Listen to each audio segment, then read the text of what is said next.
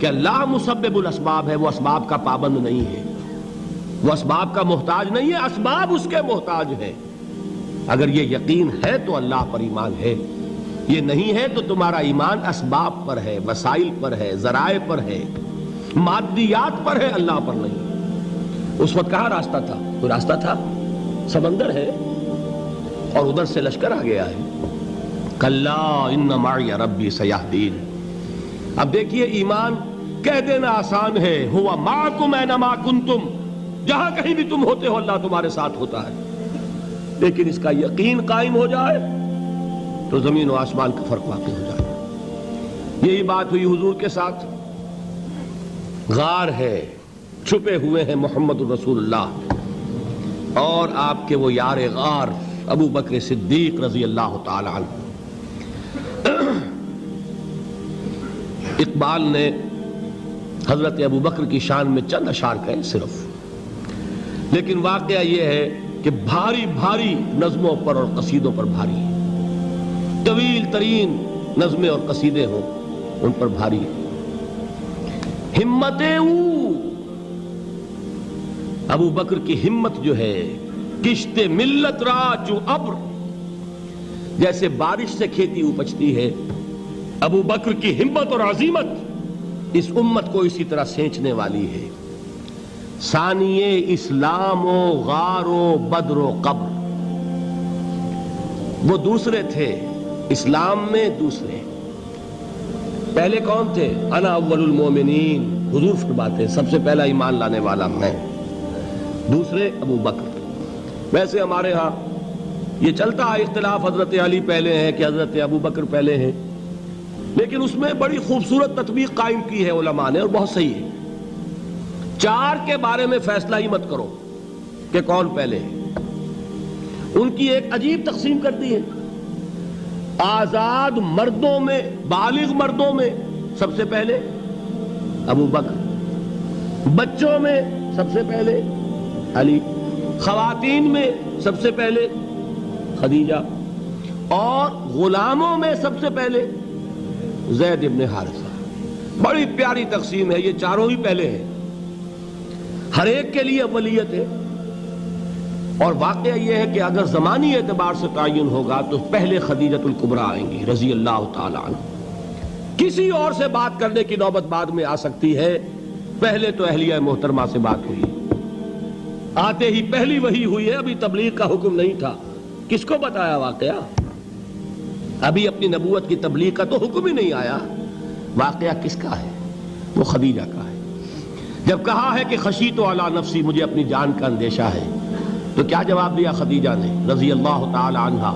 وہ صدیقۃ الکبریٰ ہے۔ صدیقات جو ہیں خواتین، ان میں چوٹی پر خدیجۃ الکبریٰ ہے رضی اللہ تعالی عنہا، اور صدیق جو مرد ہیں ان میں صدیق اکبر ہے ابو بکر صدیق رضی اللہ تعالی عنہ، لیکن صدیقات میں چوٹی پر۔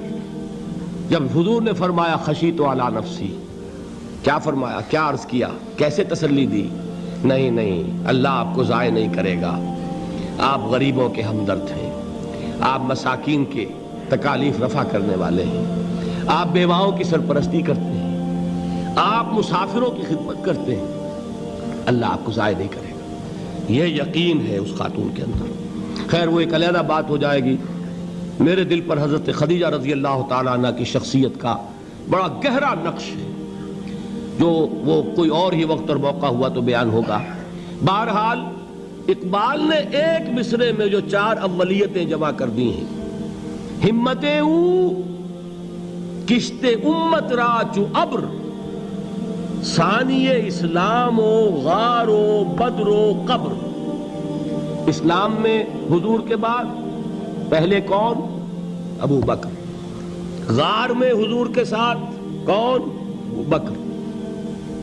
بدر کی رات اللہ کا رسول سر بسجود، وہ جھاڑ، وہ گھاس پھوس کی جو جھوپڑی بنائی گئی تھی، اور وہاں تلوار ننگی لے کر پہرا دینے والا کون؟ ابو بکر۔ اور اس حجرہ عائشہ میں محمد کے بعد سب سے پہلے دفن ہونے والا کون؟ ابو بکر رضی اللہ تعالی عنہ صلی اللہ علیہ وسلم۔ وہ جو معاملہ میں سنا رہا تھا غار ثور کا، حضرت ابو بکر بھی حضور کے خیال سے لرز گئے ہیں. آپ کو یاد ہوگا کہ جا کر پہلے تمام جتنے سوراخ تھے انہیں بند کیا ہے. ایک سوراخ رہ گیا تھا جس کو بند کرنے کے لیے کوئی کپڑا نہیں تھا. وہاں اپنی ایڑی رکھی ہے. تب کہا ہے حضور سے تشریف لائیے, اور اپنے زانو پر حضور کو لٹایا ہے. اور وہاں کسی موذی جانور نے کاٹا ہے. حضور کی آنکھ لگ گئی تھی. اس وقت اس بل کے اندر جو بھی بچھو ہے کیا ہے واللہ عالم, اس نے کاٹا ہے. اس کی تکلیف کی وجہ سے ابو بکر کی آنکھوں سے آنسو ٹپک گئے. حضور کے چہرے مبارک پر پڑے ہیں تو حضور جاگے ہیں, معاملہ کیا ہے. ایڑی نہیں ہٹائی وہاں سے, مبادا وہ جانور وہاں سے نکل کر محمد الرسول اللہ کو کوئی گزن پہنچا دے. ابو بکر کی ایڑی ہے, جس طرح چاہے کھا لے, ختم کر دے, جان نکل جائے تب کوئی آنچ آئے محمد پر تو آئے, لیکن جیتے جی نہیں. وہ ہے ابو بکر. حضور کے خیال سے اس وقت حضور نے پھر اپنا لعاب دہن لگایا ہے, اور اس سے پھر آپ کی تکلیف ختم ہوئی. جیسے خیبر میں حضرت علی کی آنکھ دکھ رہی تھی, اس کو جو شفا حاصل ہوئی ہے وہ بھی حضور کے لعاب دہن سے ہوئی. تو بہرحال اس وقت انہوں نے کہا ہے کہ اے نبی یا رسول اللہ, اگر اس وقت ان میں سے کسی نے غیر ارادی طور پر بھی اپنے قدموں کی طرف جھانک لیا تو پکڑے جائیں گے. کیا جواب تھا اللہ کے رسول کا؟ لا تحزن ان اللہ معنا. اللہ ہمارے ساتھ ہے, کیوں گھبراتے ہو ابو بکر. یہ ہے ایمان باللہ, میرا مالک اللہ, میرا رازق اللہ, میرا محافظ اللہ, میرا مددگار اللہ, میرا پشت پناہ اللہ, میرا دوست اللہ. یہ دوستی ہے اللہ کی جو لب لباب ہے, حاصل ہے ایمان کا. اسی کا نام ولایت ہے. اولیاء اللہ کے سروں پر سینگ نہیں ہوتے. جس کے دل میں ایمان راسخ ہو چکا ہو وہی اللہ کا ولی ہے. جسے اللہ پر یقین ہو چکا ہے وہی اللہ کا ولی ہے. جسے یقین ہے اللہ میرے ساتھ ہے, میرا مددگار, میرا پشت پناہ, میرا ساتھی, میرا دوست, میرا محبوب, میرا محب. اللہ اہل ایمان سے محبت کرتا ہے. واللہ یحب الصادقین. ان اللہ یحب الذین یقاتلون فی سبیلہ صفا کانہم بنیان مرصوص.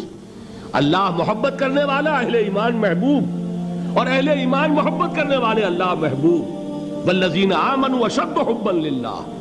آپ تصور کیجئے جسے یہ رشتہ ایمان یا رشتہ ولایت حاصل ہو جائے, الا ان اولیاء اللہ لا خوف علیہم ولا هم یحزنون. آگاہ ہو جاؤ, اللہ کے دوستوں کے لیے نہ کوئی خوف ہے نہ کوئی حزن ہے. اور میں بیان کر چکا تھا, خوف اور حزن کے خاتمے ہی کا نام امن ہے. زوال خوف, زوال حزن. یہ خوف اور حزن کیوں آتے ہیں بار بار؟ اللہ تخافوا ولا تحزنوا, دونوں آ گئے. الا ان اولیاء اللہ لا خوف علیہم ولا هم یحزنون, پھر وہی دو. وہ کیوں ہے؟ خوف ہوتا ہے کسی مستقبل کی بات کا, یہ نہ ہو جائے, وہ نہ ہو جائے, یہ نقصان نہ پہنچ جائے, یہ تکلیف نہ ہو, یہ غضب نہ آ جائے. خوف ہے مستقبل سے. حزن ہے یہ کیوں ہوا, یہ نہیں ہونا چاہیے تھا, یہ میرا فلاں چیز میرے ہاتھ سے جاتی رہی ہے, فلاں موقع نکل گیا, اب بیٹھے ہوئے ہیں اندر ہی اندر کڑ رہے ہیں, صدمہ ہے اور رنج ہے. اور جو اللہ پر ایمان رکھتا ہے وہ جانتا ہے ما اصاب من مصیبت فی الارض ولا فی انفسکم الا فی کتاب من قبل ان نبرأها ان ذلک علی اللہ یسیر لکی لا تعصوا علی ما فاتکم ولا تفرحوا بما آتاکم واللہ لا يحب كل مختال فخور. اس زمین میں یا تمہاری جانوں میں کوئی تکلیف, کوئی مصیبت نہیں آ سکتی سوائے اس کے کہ جو اللہ نے لکھ دی ہو, اس سے پہلے کہ وہ ظاہر ہو. جس کو یہ حقیقت معلوم ہو گئی اس کو یہ طرز عمل اختیار کرنا چاہیے. جو چیز چھن جائے, جاتی رہے, چھوٹ جائے, اس پر افسوس نہ کرو. کس نے چھینی؟ دوست نے. دوست کے فیصلے پر شکایت. دوستی کو بٹا لگا رہے ہو, سرے تسلیم خم ہے جو مزاج یار میں آئے. اگر دوستی ہے تو پھر تو تمہیں گردن جھکانی چاہیے کہ ہر چہ ساقی ماریخت عین الطافست, جو بھی میرا ساقی میرے پیالے میں ڈال دے اس کا کرم ہے.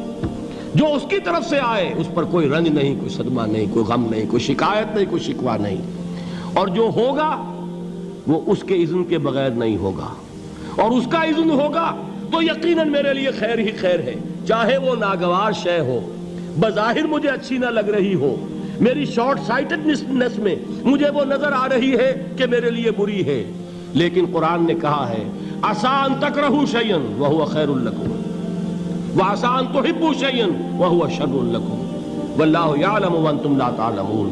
ہو سکتا ہے تم کسی چیز کو ناپسند کرو، درحال ہے کہ اسی میں تمہارا خیر ہو، اور ہو سکتا ہے تم کسی چیز کو پسند کرو، درحال ہے کہ اس میں تمہارا شر ہو۔ اللہ جانتا ہے، تم نہیں جانتے۔